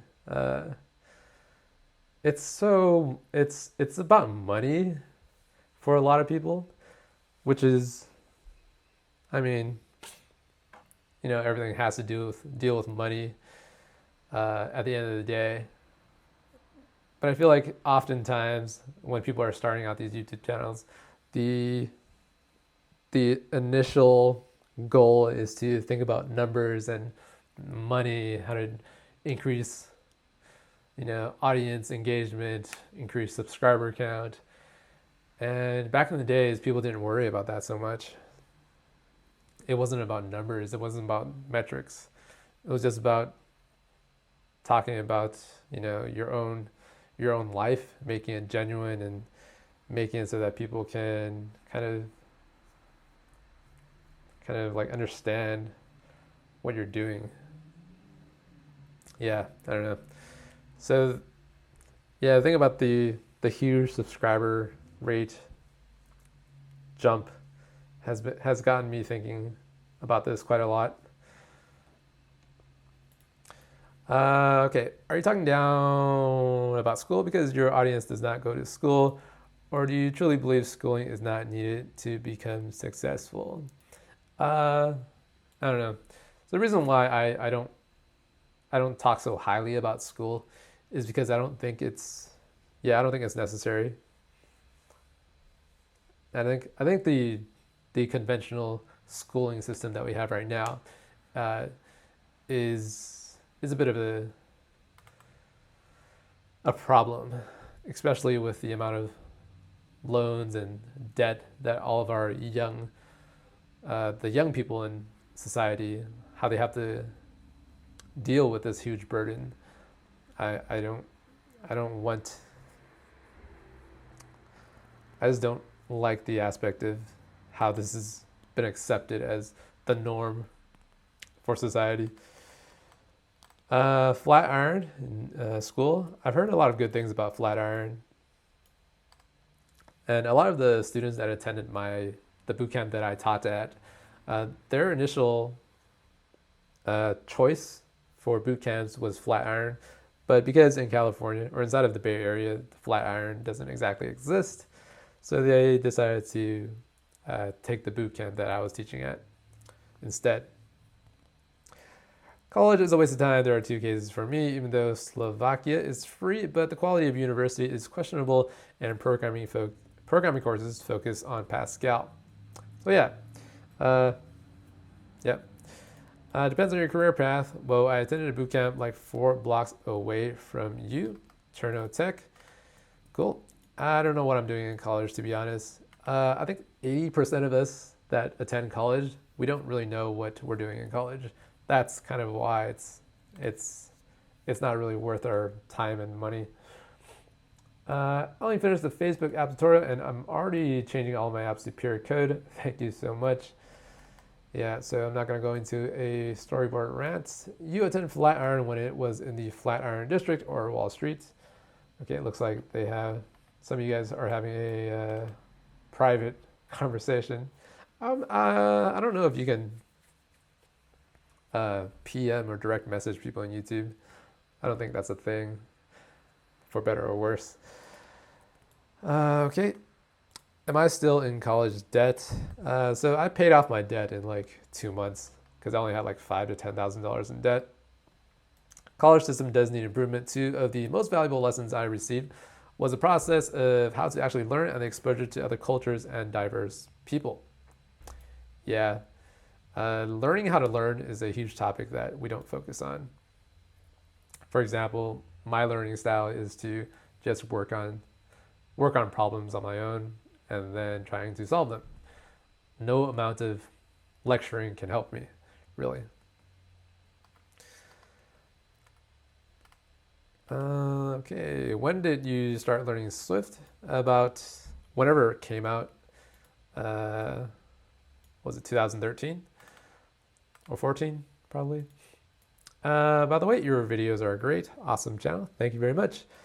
How did I learn Swift? Well, I learned Objective-C first, and Swift is very similar to Objective-C. The syntax is different. Can you teach us how to change values of certain things like in games or programs and stuff like that? Pretty generic question. Are you planning to add a monthly subscription for your website? In the future, access to all private videos. So I don't know the subscription route versus like selling courses. I don't really know what is best. So all of you guys are probably aware of Udemy, and they go through so many changes that it's crazy. And I don't even know how the purchasing system works anymore. I think a lot of the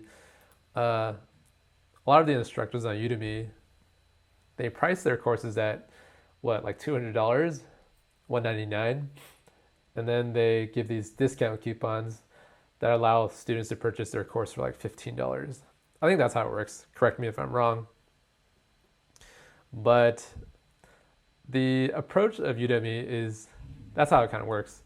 And it's similar to how stores at the mall will try to sell you things, right? You go to the sneaker shop, and then you look at these shoes, and then you see these certain shoes that are on sale for like 50% off. And then somehow, because how our brain works, we're attracted to buying things that are on a super discount. And when you start doing this, you have to price your items at an original price of, something that's 2, 3, 4 times as much as its actual value. So that's Udemy's approach, and I feel like I don't know, it feels really sketchy. It feels really dirty. It feels really a car salesman to me. Yeah, that's one of the many reasons why I'm not on Udemy. And I don't plan on going the subscription route. The problem with subscriptions is that, yeah, I don't know. I thought about doing subscriptions for a while. I don't really know what the best approach is. The problem with subscriptions is that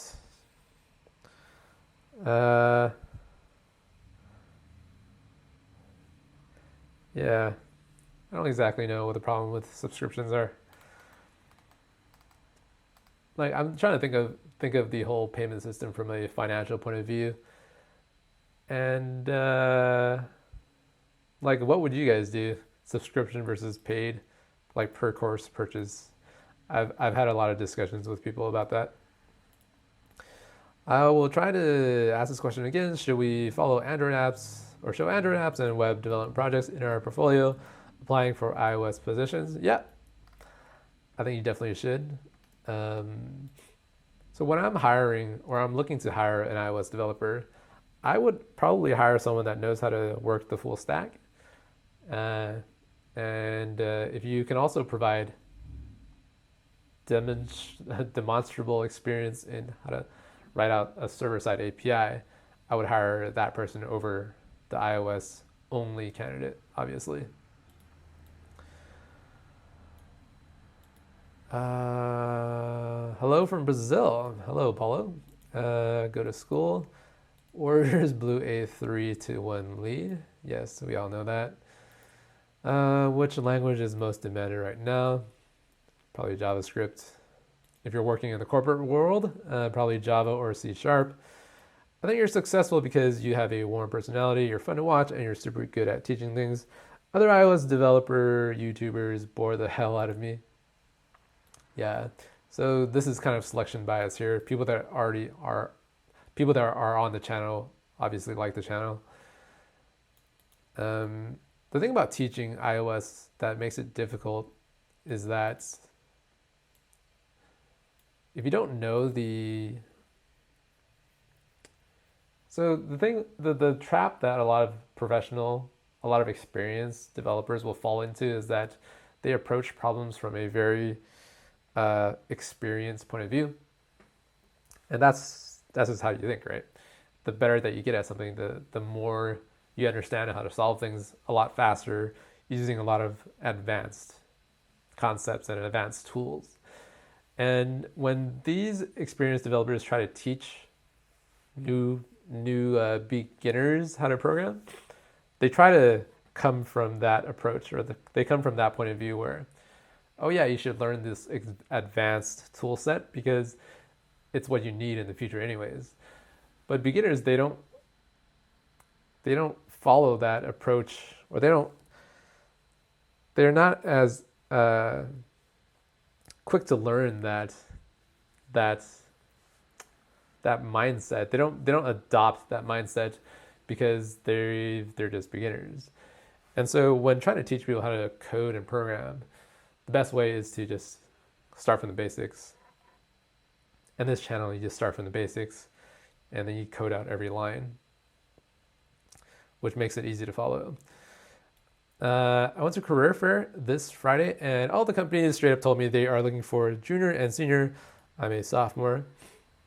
Yeah. So when you're a junior and a senior in school, I think you have more time to dedicate towards the internship. I don't know. It's strange. I know a lot of sophomores that actually did get internships at UC Berkeley. So I don't know. I think recruiters don't like a polyvalent programmers. I really don't like recruiters in general. Recruiters are kind of scummy.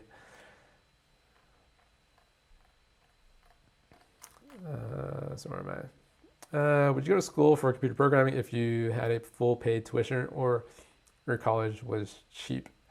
If you can justify getting 4 years worth of education at a college, then yeah, you should go for it. Okay. Thank you, Brian Meehan. How long does it take to learn a medium difficult programming language? I don't know, probably a couple of days. No, probably like a couple of months.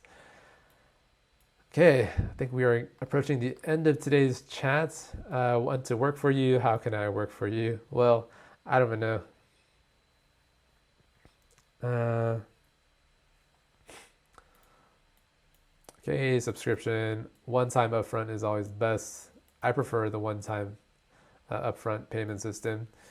That way you know what you're getting. You just pay for one thing. You have access to it forever. For example, I'm paying like $50 for this Adobe subscription, which is pretty insane. How tough do you think it is to make a living just from producing apps for the App Store and living off of that revenue from that? I don't know. It's pretty difficult. My problem is that most Swift courses in Germany are working with code and storyboard, which is really annoying. I'm always confused when I use storyboard. Yep. Which of these learning to code courses sites is the best? Do I speak Mandarin? Yes, I do. Your thoughts on Vapor? I think it's interesting to have a framework that does Swift server-side management. Usually in some languages like Java, you would know what type of the exception is, and you would handle it appropriately. In Swift, you often don't know how to react. How do you handle such moments? Well, I mean, you just use the do catch block and you should be okay. And then you can cast the error into whatever error that you're expecting. I like the one-time upfront price too, yeah. As a developer, I'd like to say your lesson really helped me a lot, and you know what you're doing. Keep up the good work. Yep. Yeah, all right, that is going to conclude today's chat. And let's see, what can we do here?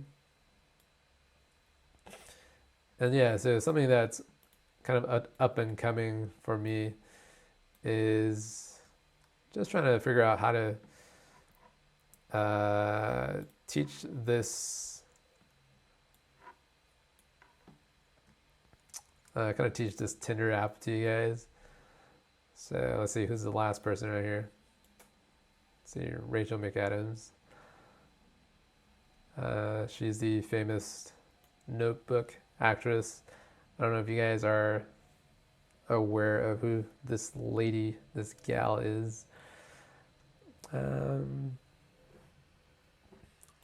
Yeah.